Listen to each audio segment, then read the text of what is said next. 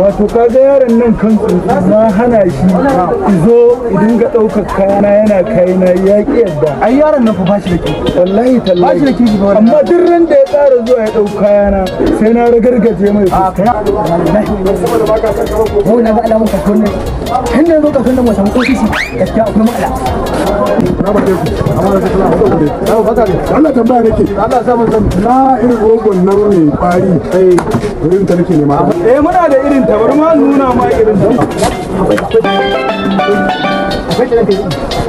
ayin ka ce wani ce roba dan dariya mai baki idan kana shaku ba na nuna ma lahi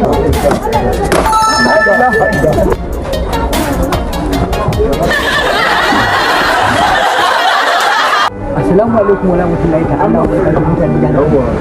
Muna da sabon kamfanin Darling Enterprises Nigeria Limited.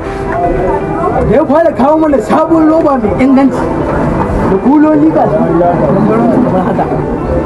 Wannan roba tana da inganci. Adireshin mu shine kamar haka. Za ku same mu a gidan Alhaji Mustapha mai roba Ofo. Za ku tambaya shagon Alhaji Adamu Jaranya. Insha Allah za ku shago.